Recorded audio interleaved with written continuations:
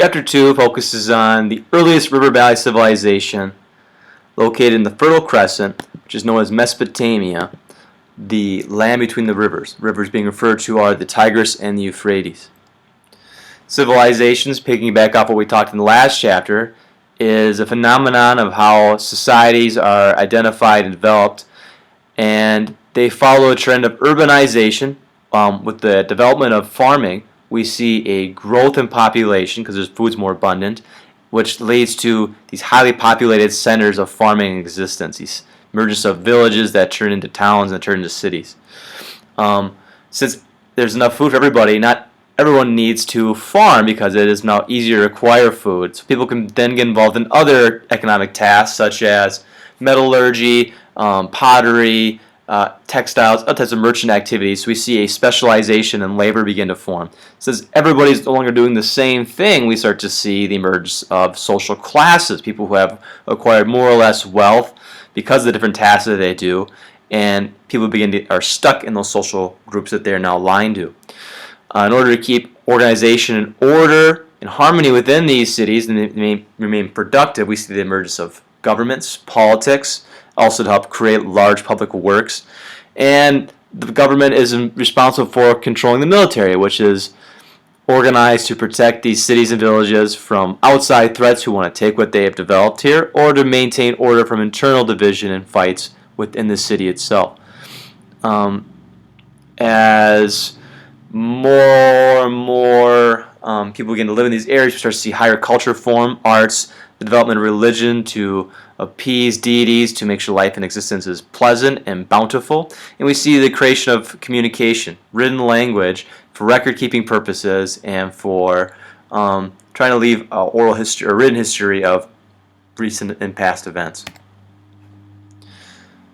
This is kind of highlights those big ideas. Again, this is all an impact of agriculture, and it's important to note that civilizations rising in these river valleys, which are great fertile areas for growing crops and life to exist and farming to prosper, occurs independently throughout the world during this time. It happens in multiple locations, and they're not necessarily related to each other why they occur. They happen, and they occur for similar reasons, but are not related to each other. We see the emergence of haves and have-nots of social classes. With farming, people get certain pieces of land all to themselves, and they reap the bounty of those pieces of land. And others who don't have this, who have less, begin to want that, and this leads to conflict and wars. This map shows the different locations where farming occurred, or agricultural societies occurred. We see them in Mesopotamia, we see them in the Nile River, which is Chapter 3. Chapter 4 focuses on the Indus River Valley, which you can't really see here. In East Asia, 2 different river valley civilizations occur, which is Chapter 5, and in Chapter 6 we'll focus on the Americas, particularly Mesoamerica, South America, and Oceania, and their development of early civilizations. Cities began to form in Mesopotamia around 6000 BCE. Major cities began to form around 4000 BCE, in particular in the region of Sumer. These are the Sumerians, and several large cities can be seen here on this map, Ur, Uruk, and these, despite being in an area that receives little rain at this time, because of irrigation, these cities are able to form and take the water from these flat river valleys and move the water to the cities, and also create different irrigation systems to prevent flooding, because within this area flooding was very common since it's such a flat, wide open area. So when rains did go over the river beds, it could lead to destruction. So massive irrigation projects were needed, which is a role for governments. Governments' jobs were to create methods for preserving these cities. Emphasizing the irrigation here again, necessary for the survival and also the control of the water. If the water disappears, there's no farm, they could starve. And also, if there's too much water, it could lead to massive destruction. Because of this inconsistency with the water levels and flooding, the Sumerians and also all Mesopotamians tended to view their gods as being somewhat emotional and very reactionary. They saw the gods as being temperamental because they equated the rivers flooding and rain coming to the feelings and the reactions of the gods. And so since that was inconsistent, they felt the gods themselves were inconsistent, which differs from the Egyptians. Sumer, people who lived in Samaria, These are actually city-states. They're not what we call an empire. These cities would form and become very large, but they'd be somewhat independent of each other. They'd interact with each other and trade, and there'd be cities that were larger than those that could kind of establish hegemony over their neighbors, the ability to kind of control a little bit, but they were separate city-states. A city-state is a city that is large but has control over neighboring areas around that city and can use it for its resources.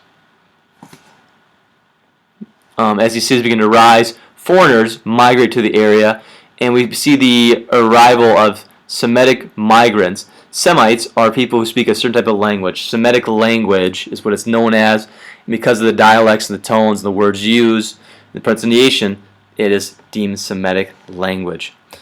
They came from the the western portions of Mesopotamia.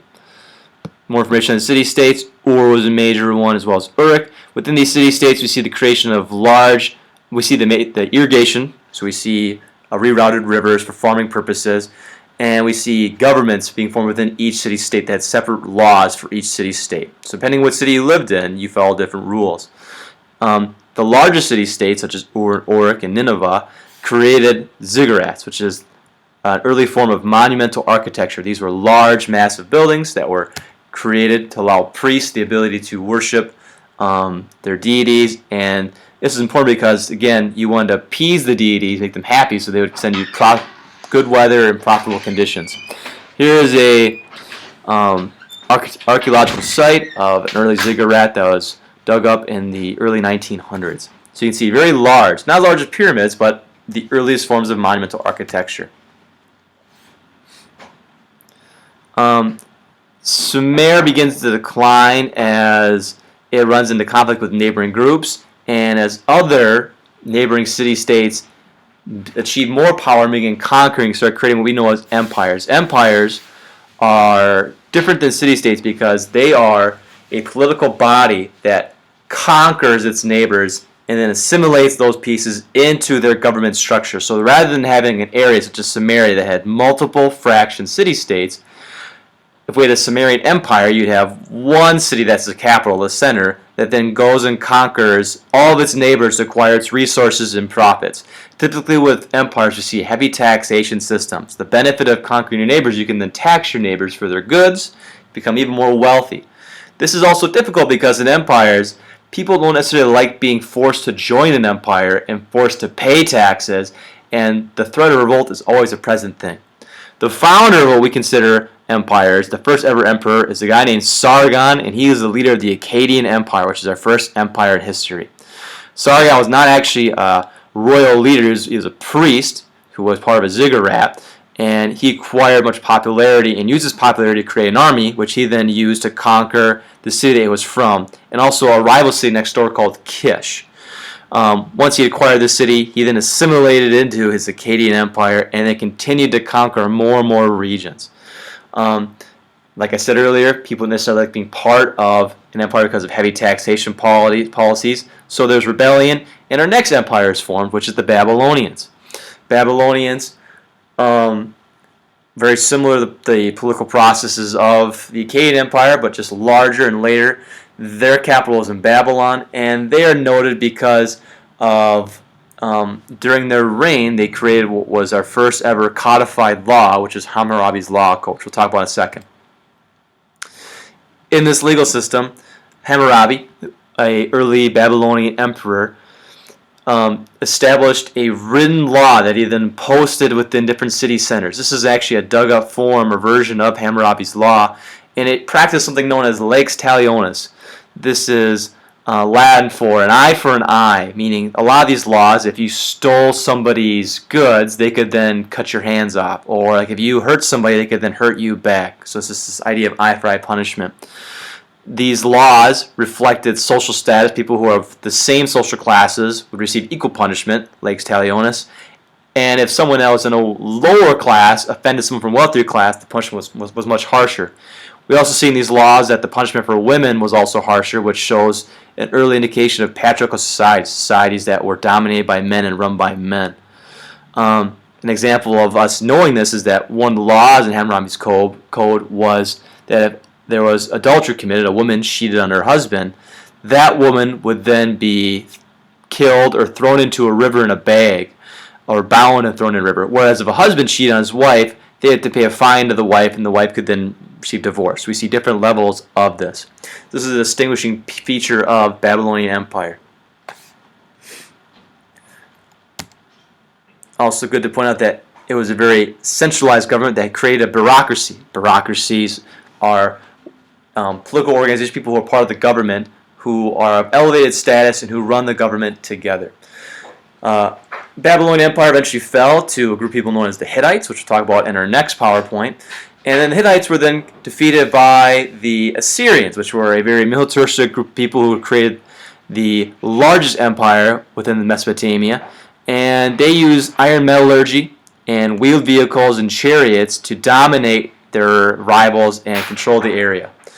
However, as others saw the technology that was used by the Assyrians to conquer and take their land, they copied it. This was done by Nebuchadnezzar, who was the founder of what we call the Neo-Babylonians, the New Babylonian Empire, also known as the Chaldean Empire. This line here is a famous symbol for the Assyrian army, and this is examples of iron metallurgy. The use of new technology to further your conquest is a common theme we'll see throughout history. But it's also that when they conquer, the knowledge of this technology then is disseminated to the people that they conquered, and the people that have been conquered can then use it to fight back and rebel. Here's a map showing the different empires. We can see as it gets larger. Sumer, right here, eventually conquered by the Akkadian Empire, which is then conquered by Hammurabi's Babylonian Empire, which is shown in the orange. And then we see the Assyrian Empire, which is this massive purple. Between the Babylonian and the Assyrian Empire, we have the Hittite army, which is actually Indo-Europeans. They're not Mesopotamians. And they're very important, and they were the ones who actually first introduced iron technology and wheeled vehicles. And we'll talk about their role in greater detail again in our next PowerPoint. But these are the empires that followed. What's not shown is the Neo-Babylonian, the Chaldean Empire, which is slightly small. It was not in the Egyptian Valley, River Valley.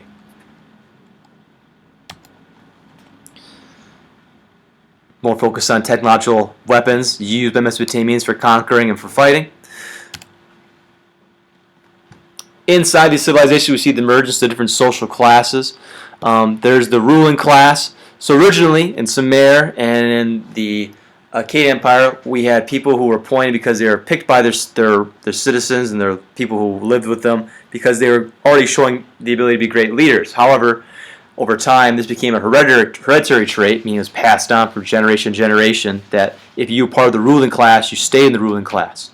Below the ruling class was the religious class. This is where priests would use sacrifices and worship practices to appease the gods. They were given land by the laborers and the free commoners and from the nobles to use to continue to appease the gods. However, this is not a great position to be in because if the gods are not happy, which if for the Mesopotamians is very often since the rivers often flooded, then they could be thrown out or killed or replaced with somebody else.